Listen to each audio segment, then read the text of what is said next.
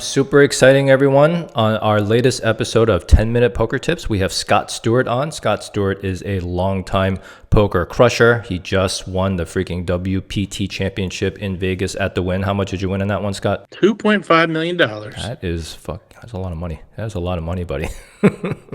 I'm super humbled to have you on. Scott is actually quite an exploitative player. He doesn't really use solvers. So I thought it'd be fantastic to have somebody who is an exploitive player at an elite level like Scott come on and just kind of tell the poker community about how, what his approach is, how he kind of prepares, what he thinks at the table.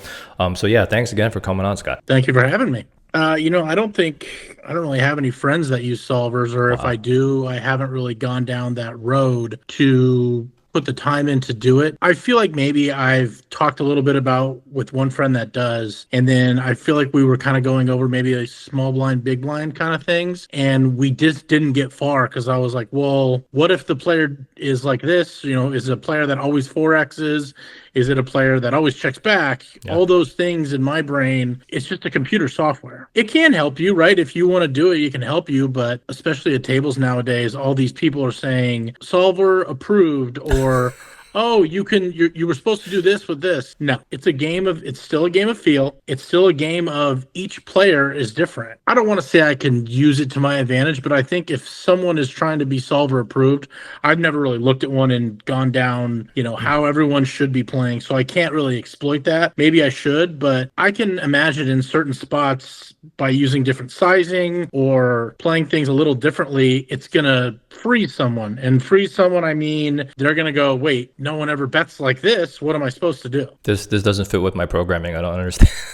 Exactly. So each time I sit down at a table, as soon as I start, I'm going to play extremely tight, unless I've played with someone at the table before and know they're either, they're going to be firing it in right away so I can call lighter, or if I don't have history with them, I'm just going to watch. I'm just going to sit there, no headphones, taking all the information I can. And I'm trying to think who said this, but they said it really well. They said, poker's pretty interesting because you can play with 7 or 8 people that could be from anywhere in the world, and they all have a different story. People that say tournament poker's boring, they're not talking to anyone. They're not seeing someone's story. They're not engaging with someone, which is fine. If you just want to sit there with headphones all day, that's your right. It's your money. You can play your 2 cards how you want, or you can sit at the table how you want. For me, it's just taking all the information I take and then playing those players each separately how I think is the best way for me to play. And what type of information or patterns are you typically, looking for? And obviously you don't want to give away all your secret sauce, right? But what are some general things that you kind of look out for? It could be a number of things. It could be the way they're dressed, the way they're talking. Someone could just be like, oh yeah, this is case money. Like, I'm just looking to cash this tournament. And you're like, okay, well, thank you. It could be that. It could be someone that goes, well, yeah, I worked all morning. I'm just coming here to blow off steam. It could be a number of things. The way they talk, the way they act, the way they dress could all be kind of put into my own formula to how I want to play against them. Yeah, and I've noticed even when I first started out playing, a lot of people I knew were pros who didn't know me would ask me stuff like, oh, hey, you seem like you're pretty good. What stakes do you play at? And I was like, oh, you're just being friendly. But then I realized they're actually trying to gauge, Yeah, they're probing. They're probing. Like what my level is. It's good to profile players and stereotype players, but what about like any specific types of patterns that you look for in terms of betting, sizing, positional play? Yeah, I think certain sizing and positional play, or for example, I can see right away if a player, they're limping a lot, or they're 5-6xing when they have, like, let's just say ace king or 2 queens, or like, I don't want to lose this kind of hand.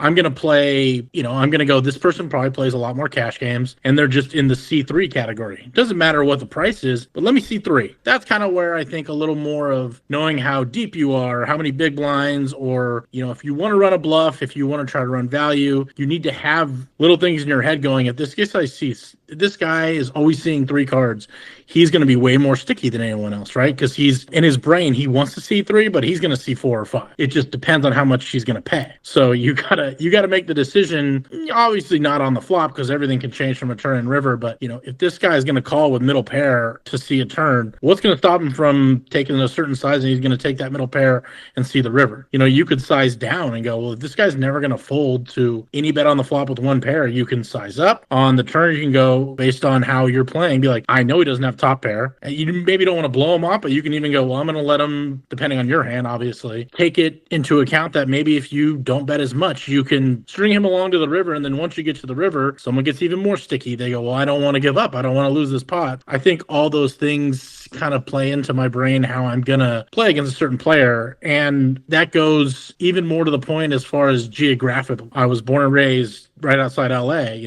I play so much more different than I do in LA versus Vegas versus Florida. Yeah. My best friend in poker lives up in Colorado. When we go up there and play, it's like playing poker in a time machine. No one folds. It's almost good practice to say, you know what, I'm going to go somewhere and I'm going to play in a single raise pot or even in a 3-bet pot. You're going to go 3 to 6 ways every time. So you obviously should adjust to that, not just be like, well, the solver said 3-bet ace queen and bet 2 times when someone up in Colorado in the mountains will never fold. Doesn't matter what they got.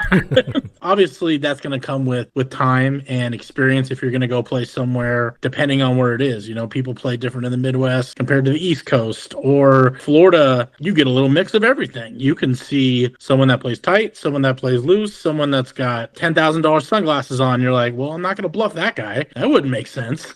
Before you mentioned if you don't know somebody, you're going to sit down and you're just going to observe them for a while, see how they play. But it seems like you've already done some homework and you know how people generally play in terms of geography or maybe the way that they're dressed. Yeah, I think it's more everyone's got kind of like categories in their head. Yeah. And I don't really have a name for them, but like I was kind of talking about like a cash game player that's going to C3. So there's a C3 guy. There's, if I've got ace queen and a certain person 3-bets me, I can fire my hand in the muck faster than you can say Sacagawea, and then to the other point is if I raise ace queen, this person 3-bets me, I can slam it back in their face faster than you can say Sacagawea. So it all comes to taking all that information and then coming to a head and going, okay, this player kind of plays like this. I think this play is going to be profitable moving forward against that person. I think it gets lost in the mix a little bit of some people that, they're either on their phone the whole time or they're listening to music and they're not paying attention at all. So someone that loses a pot to someone's like, I can't believe this guy called here. I can't believe you folded that hand. All those things when someone's not paying attention, it's like if you paid attention for 10 minutes or one orbit or whatever it is, you would know you should never bluff that person. Yeah. Or you should have gone for value with one pair, or all those things kind of come to a halt. And just with phones in general, it's lost a little bit of that lackluster of playing with people from any walk of life. So one important thing that you are calling out is this pattern recognition where you see people doing X, Y, or Z, right? And then you know how to respond.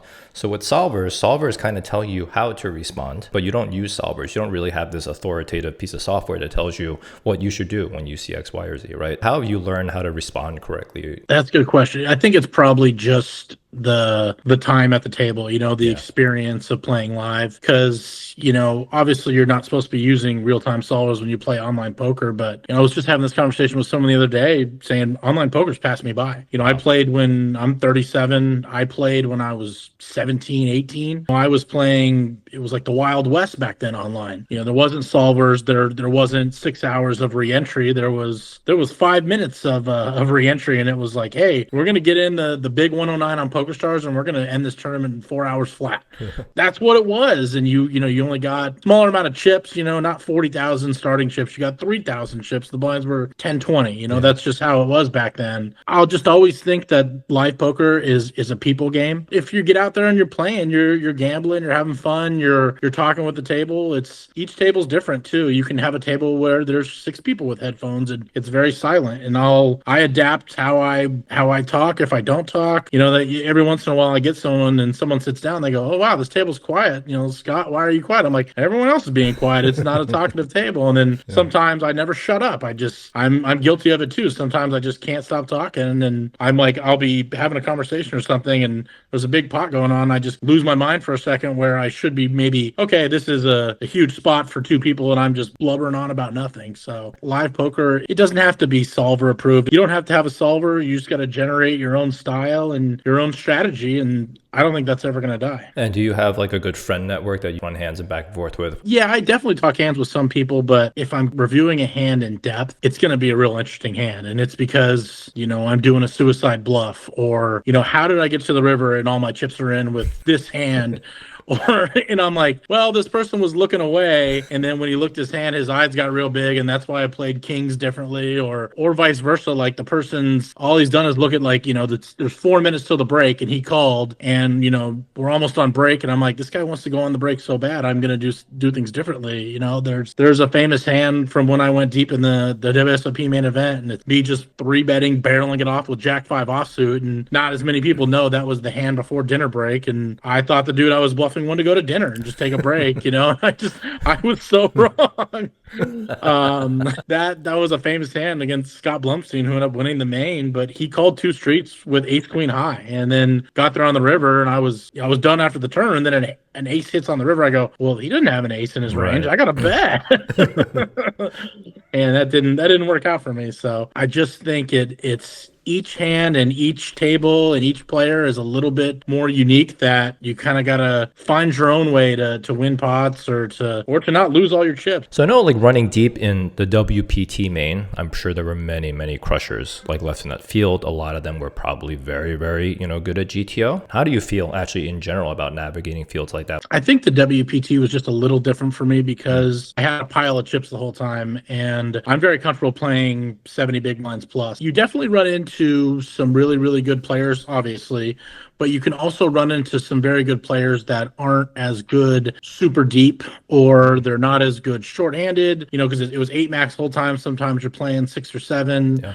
Or a lot of those things play into the way I played in that tournament. And a lot of things went my way, obviously, but I can see when someone is maybe playing a little more solver approved, and I can hone in on it to know when I'm, again, instincts wise, okay, I'm gonna bluff this person based on 3 away from a pay jump, and kind of how their range looks is it shouldn't be hitting this board. And if I bet 75% pot, 100% pot, I think they're gonna fold based on what I think a solver says. Again, I don't know.